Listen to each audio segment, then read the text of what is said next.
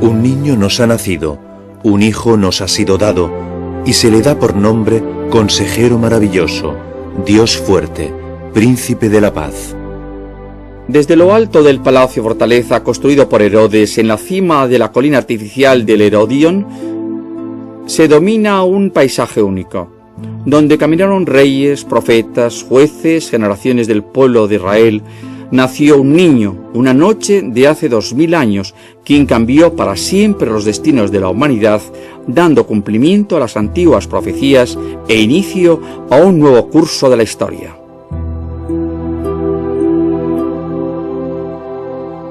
Y tú, Belén Efratá, la más pequeña entre los clanes de Judá, de ti nacerá el que debe gobernar a Israel.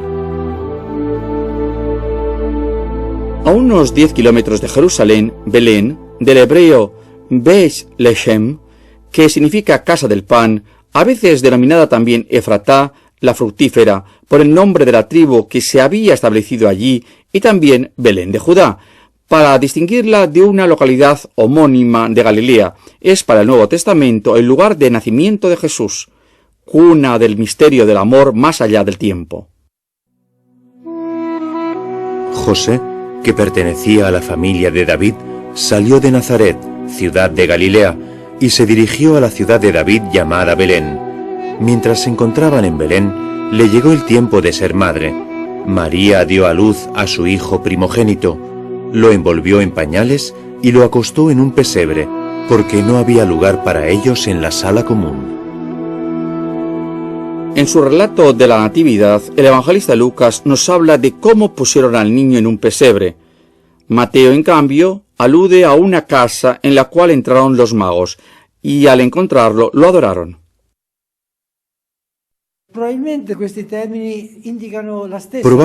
estos términos indican la misma realidad, unas construcciones donde hay muchas grutas naturales que se utilizan de alguna manera vinculadas, unidas a las verdaderas viviendas. Generalmente se adaptaba a una gruta natural donde estaban los animales, por lo tanto con el pesebre y otros utensilios relacionados con ellos, y a esta gruta se adosaba luego una parte en mampostería para la familia. Teniendo María que dar a luz, no era este el lugar, no podía estar en la sala común, y entonces se retiraron a la gruta y pusieron a Jesús en el pesebre. Muy pronto los cristianos de la región señalaron y veneraron una gruta concreta como aquella que había albergado el nacimiento del Salvador. En el siglo II, el emperador romano, Adriano, había intentado en vano borrar el recuerdo convirtiendo el lugar al culto pagano. En el año 325, el emperador Constantino y su madre Helena hicieron construir allí una gran basílica y sobre la gruta un monumental edificio de forma octogonal. 200 años más tarde, el emperador Justiniano aportó algunas modificaciones al edificio, sustituyendo el octógono con un presbiterio en forma de cruz, más amplio y confiriendo a la basílica la fisonomía que sustancialmente conserva todavía hoy.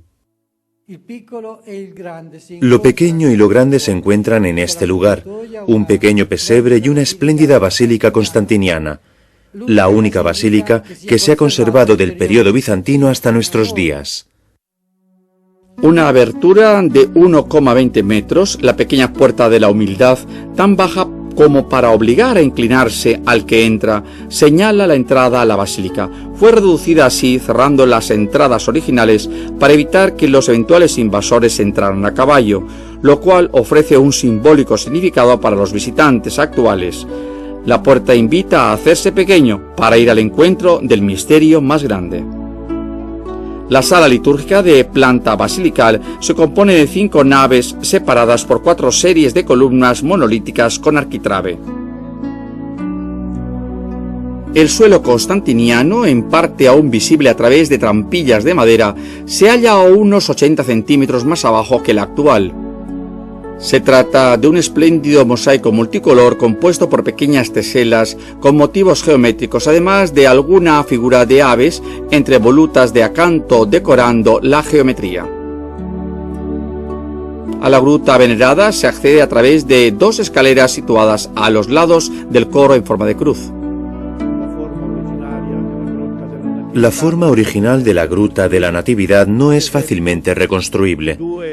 Por ejemplo, las 2 entradas principales, por las que descienden hoy los peregrinos a la gruta y suben por la parte opuesta, se piensa que fueron abiertas en los tiempos de la Basílica Bizantina en época justiniana, o sea, en el siglo VI, para permitir que la mayor cantidad de personas pudieran entrar y salir al mismo tiempo, y visitar el lugar y orar.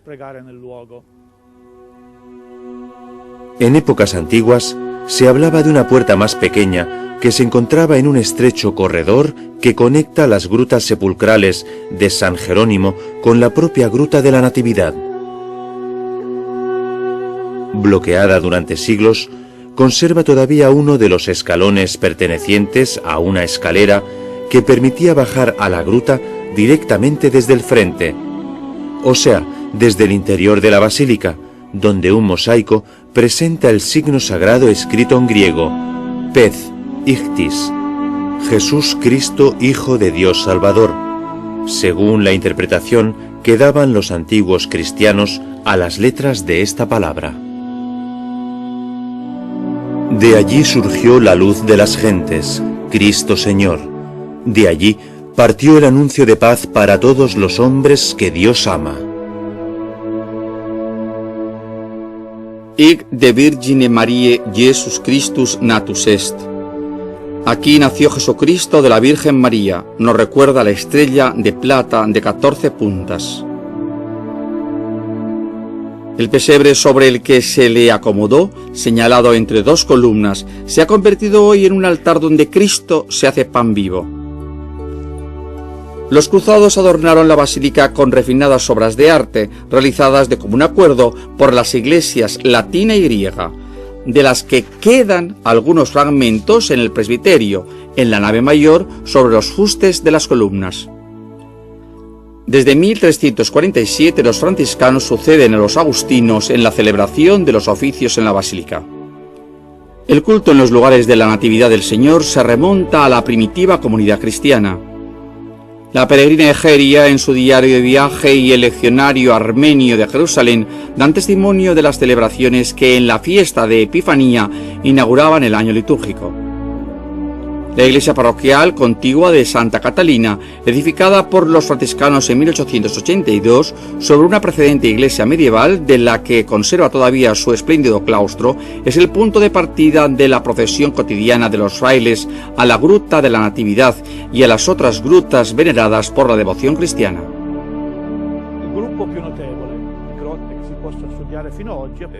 El grupo más notable de grutas que se pueden estudiar hasta hoy se encuentra sobre el lado norte de la gruta y se las conoce, según la tradición, como grutas de los inocentes, porque también los niños inocentes, que fueron víctimas del rey Herodes en el tiempo del nacimiento de Jesús, encontraron sepultura en ellas.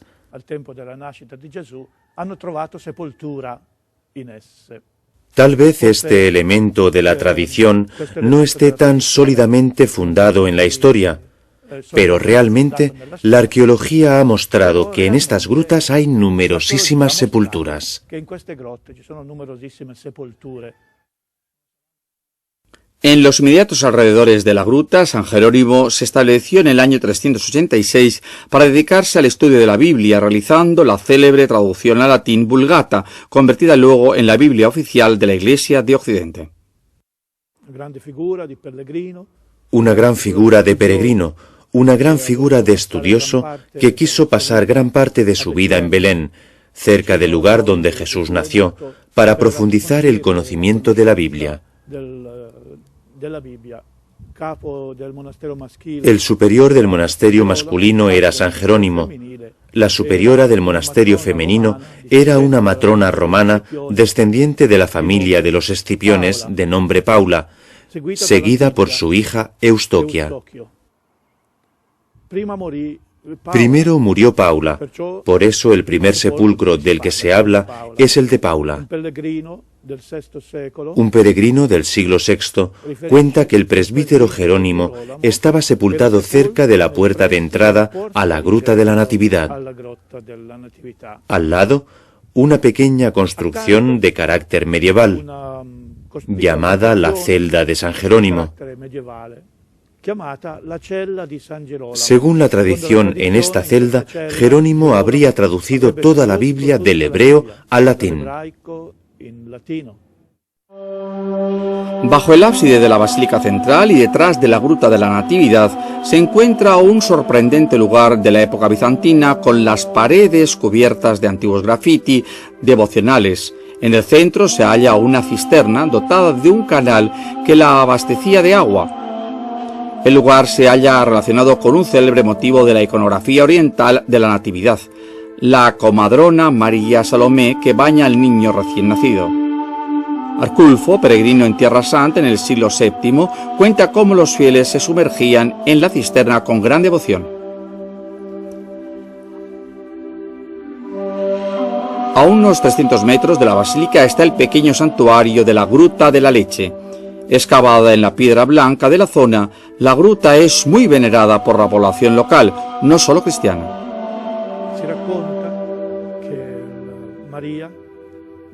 Se cuenta que mientras María amamantaba al niño Jesús en este lugar, cayó una gota de su leche en la piedra de la gruta, y ésta de improviso se volvió blanca.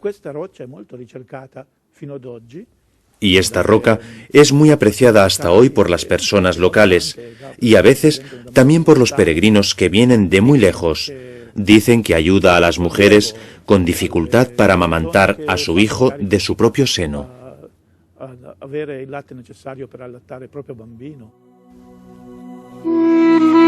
En esa región acampaban unos pastores que vigilaban por turno sus rebaños durante la noche. De pronto se les apareció el ángel del Señor y la gloria del Señor los envolvió con su luz.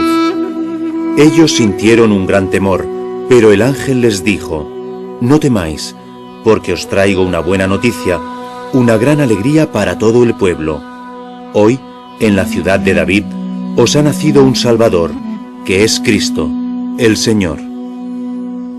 A unos 3 kilómetros del centro habitado de Belén, en la localidad Sillar el Granán, cerca de la aldea de Beit Saur, la traducción cristiana, superada por la campaña de excavaciones del Padre Corvo a comienzos de los años 50, localiza el campo de los pastores.